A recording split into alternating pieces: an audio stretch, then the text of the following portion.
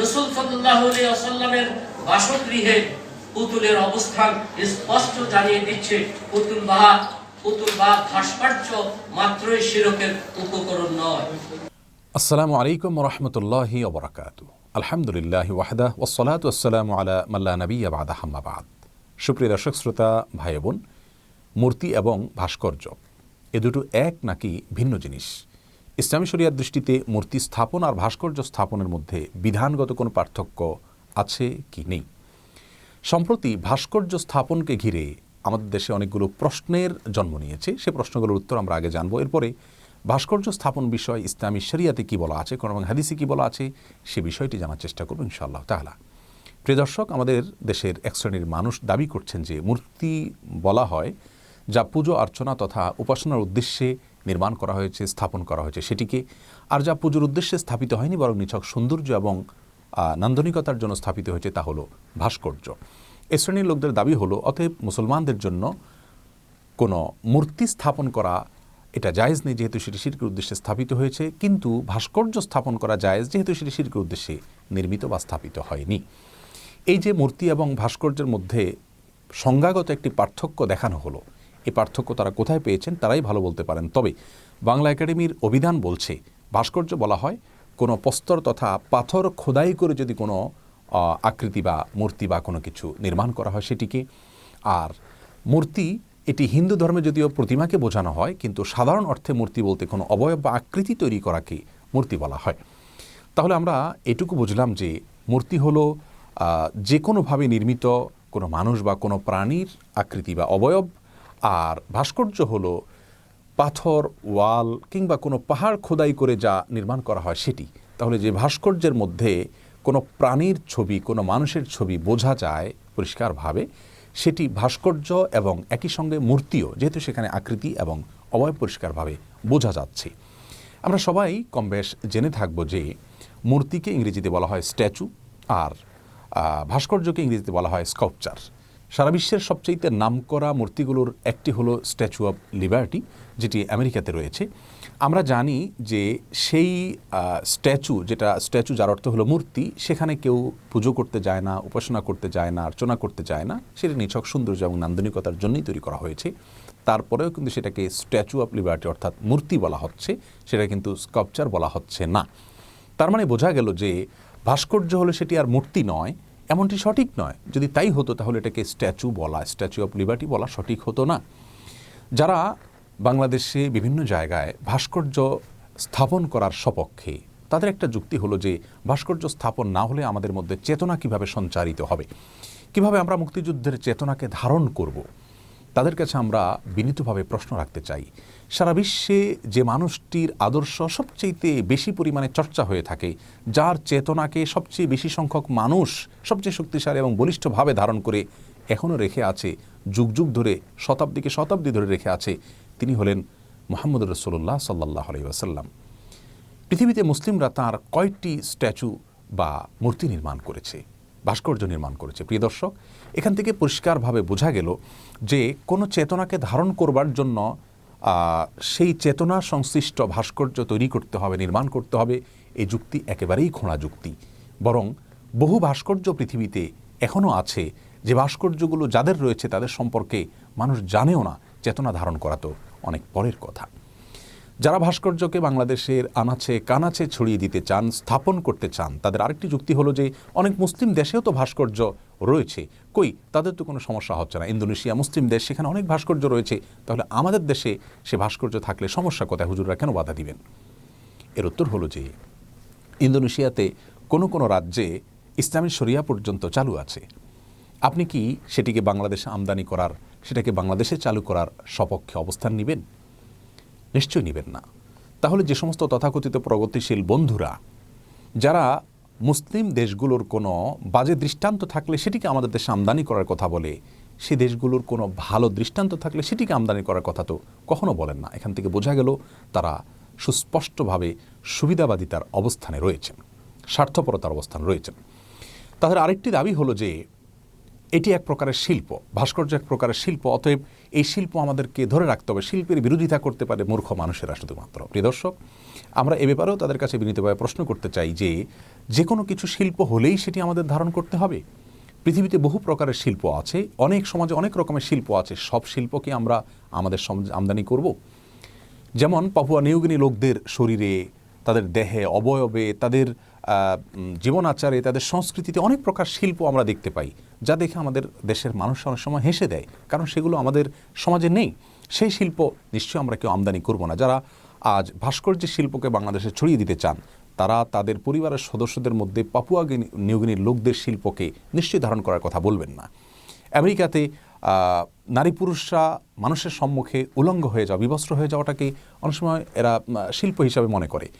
সেই সাথে আপনার দেখা যায় যে কোনো মানুষের গালে ফুটো করে সেখানে লোহা বা কোনো ধাতব কোনো কিছু ঢুকিয়ে দেওয়া হয়, থুতনিতে কোনো প্রকার রিং ইত্যাদি স্থাপন করা হয়, নাকের এক পাশ দিয়ে প্রবেশ করিয়ে অপর পাশ দিয়ে বের করে কোনো পাত ইত্যাদি রেখে দেওয়া হয়। এটা এক প্রকার শিল্প।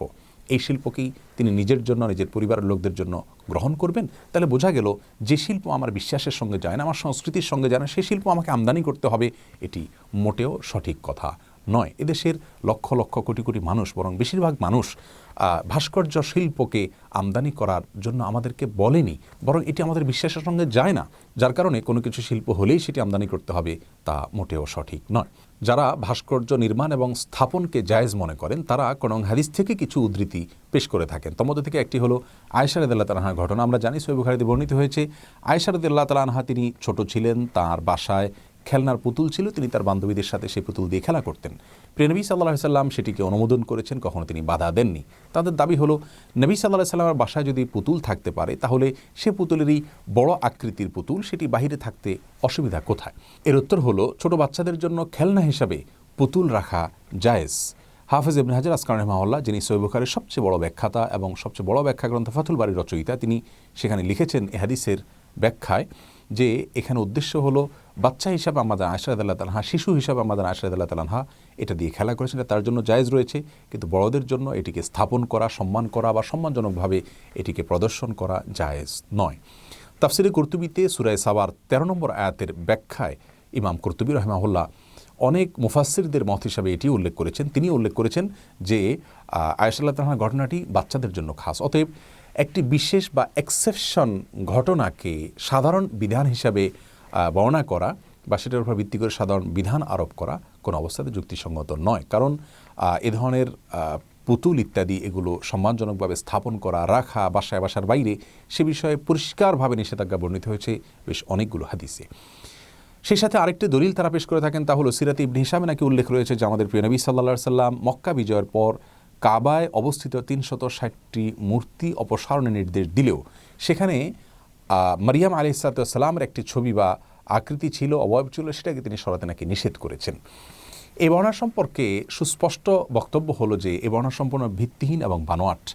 ইবনে হিশামের মূল গ্রন্থে এটি নেই। কোনো একজন ইংরেজি অনুবাদক এটিকে প্রবেশ করিয়ে দিয়েছেন। যে বর্ণনা থেকে এটি পাওয়া যায়, সেই বর্ণনার যে সূত্র চেইন, সেটি গবেষণা করে ওলামায়ে কেরাম বলেছেন সেটি সম্পূর্ণ বানোয়াট এবং ভিত্তিহীন। আমরা জানি ইসলামী শরীয়তের গুরুত্বপূর্ণ কোনো বিষয় প্রমাণ হওয়ার জন্য কোরআনে কারীম এবং রাসূল করিম সাল্লাল্লাহু আলাইহি ওয়াসাল্লাম থেকে বর্ণিত বিশুদ্ধ সূত্রে হাদিসের প্রয়োজন, যা এখানে বিদ্যমান নয়। তৃতীয়ত আরেকটি দলিল উল্লেখ করা হয় যে কোরআনে কারীমের সূরা সাবা 13 নম্বর আয়াতে আল্লাহ রাব্বুল আলামিন ইরশাদ করেছেন, ইয়ামালুনা লাহু মা ইয়াশাউ মিন মাহারিব ওয়া তামাসিল ওয়া জিফানিন কাল জাওয়াবি কুদুরির রাসিয়াত। অর্থাৎ সুলাইমান আলাইহিস সালামের অনেকগুলো জিন ছিল, যে জিনরা তার চাওয়া অনুযায়ী, নির্দেশ অনুযায়ী তার জন্য অনেক কিছু নির্মাণ করত। তার মধ্যে থেকে একটা ছিল তামাসিল। তামাসিল মানে হলো সুরত বা আকৃতি, অবয়ব, এটা নির্মাণ করত। এর দ্বারা তারা বোঝাতে চান যে সুলাইমান আলাইহিস সালাম একজন নবী হয়ে তিনি যদি জিনদেরকে দিয়ে আকৃতি, অবয়ব তথা ভাস্কর্য নির্মাণ করতে পারেন, তাহলে আমাদের করতে বাধা কোথায়? এর তিনটি উত্তর রয়েছে। সর্বপ্রথম উত্তর হলো যে আমরা জানি অন্য নবীদের শরীয়ত আর আমাদের প্রিয় নবী সাল্লাল্লাহু আলাইহি ওয়াসাল্লামের শরীয়ত এক নয়। পূর্বের যুগের নবীদের শরীয়তে অনেক কিছু জায়েজ ছিল যা আমাদের জন্য জায়েজ নয়।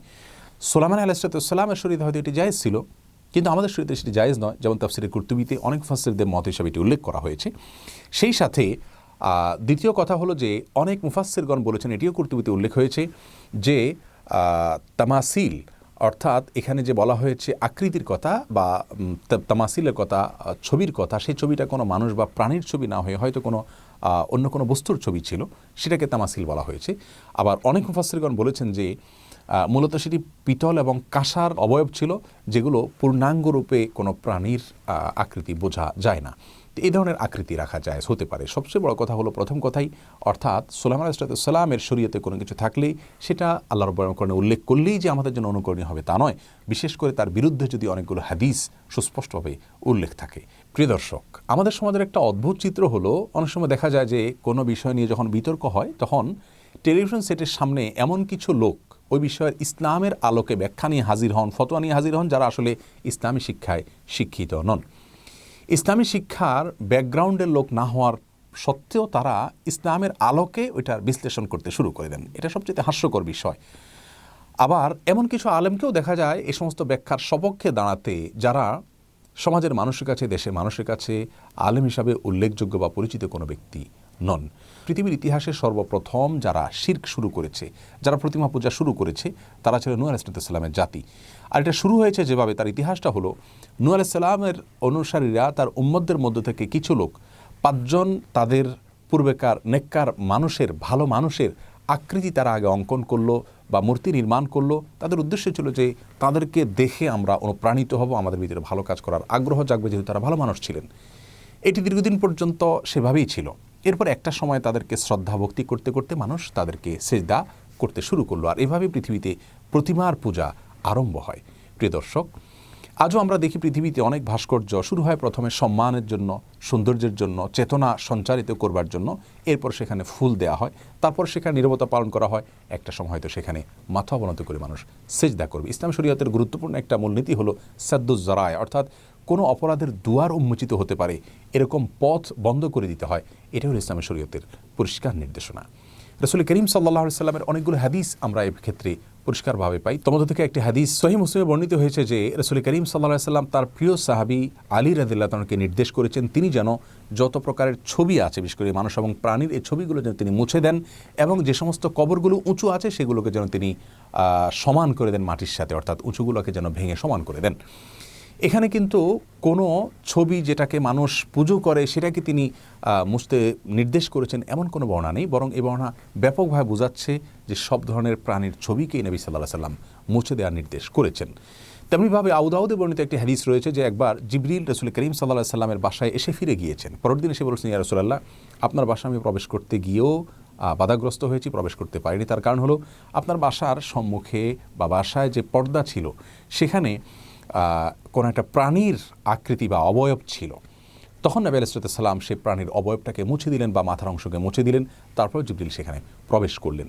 এই হাদিস থেকে তো একেবারে পরিষ্কারভাবে বোঝা গেল যে যদি পুজো বা অর্চনার উদ্দেশ্যে না হয়, শিরক করার উদ্দেশ্যেও যদি না হয়, তারপরেও সেই প্রাণী থাকলে সেটি মুসলমানের জন্য জায়েজ নয়। রহমতের ফেরেশতা সেখানে প্রবেশ করতে পারেন না, যদিও সেটি শিরক নয়, কিন্তু গুনাহ অবশ্যই, হারাম অবশ্যই। এছাড়া বুখারী মুসলিম একযোগে বর্ণনা করেছে যে রাসূল করিম সাল্লাল্লাহু আলাইহি সাল্লাম ইরশাদ করেছেন, আশাদ্দুন নাসি আযাবান ইয়াউমাল কিয়ামাতি আল মুসাউবিরুন, কিয়ামতের দিন সবচেয়ে কঠিন আযাব দেয়া হবে ওই সমস্ত লোকদেরকে যারা ছবি অঙ্কন করে, যারা ভাস্কর্য নির্মাণ করে, মূর্তি প্রস্তুত করে। বুখারী বর্ণনায় আসছে রাসূল করিম সাল্লাল্লাহু আলাইহি সাল্লাম ইরশাদ করেছেন, লা তাদখুলুল মালাইকাতু বাইতান ফিহি কালবুন আও সূরাতু তামাথিল, অর্থাৎ ওই ঘরে আল্লাহর রহমতের ফেরেশতা প্রবেশ করে না যেই ঘরে কোনো কুকুর থাকে। পাহারার জন্য রাখলে সেটি জায়েজ আছে, এছাড়া যদি কোনো কুকুর থাকে অথবা কোনো ছবি বা ভাস্কর্য ইত্যাদি থাকে, শোপিস হিসাবে থাকুক বা অন্য কোনোভাবে থাকুক, সেটা থাকলে সে ঘরে রহমতের ফেরেশতা প্রবেশ করে না। বাচ্চাদের খেলনা হিসাবে থাকলে সেটি অনেক উলামায়ে কেরামের জায়েজ রয়েছে। এছাড়া আরেকটি হাদিসে রাসূল আকরাম সাল্লাল্লাহু আলাইহি ওয়াসাল্লাম ইরশাদ করেছেন, কোনো ব্যক্তি যদি কোনো ছবি বা কোনো মূর্তি তৈরি করে, কোনো ভাস্কর্য তৈরি করে, তাহলে কিয়ামতের দিন তাকে বলা হবে যে তুমি তাতে রূহ ফুৎকার দাও। সে তো রূহ ফুৎকার দিতে পারবে না, তখন তাকে কঠোর শাস্তির মুখোমুখি হতে হবে। এছাড়াও বহু হাদিস দ্বারা সুস্পষ্টভাবে প্রমাণিত যে কোনো প্রাণীর ছবি অঙ্কন করা বা ভাস্কর্য নির্মাণ করা এটি ইসলামী শরিয়ার দৃষ্টিকোণ থেকে সম্পূর্ণরূপে নিষিদ্ধ এবং হারাম। যা নির্মাণ করা, অঙ্কন করা হারাম, তা প্রদর্শন করা এবং স্থাপন করা অবশ্যই হারাম হবে।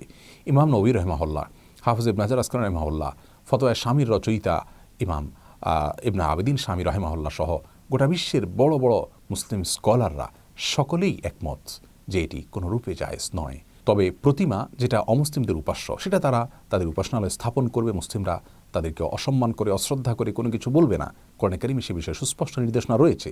কিন্তু মুসলিমরা তাদের নিজের অর্থে, নিজেদের পয়সায়, তাদের সমাজে, তাদের বাসাবাড়িতে কোনো ভাস্কর্য বা কোনো মানুষ বা কোনো প্রাণীর ছবি অঙ্কন করতে যাবে না।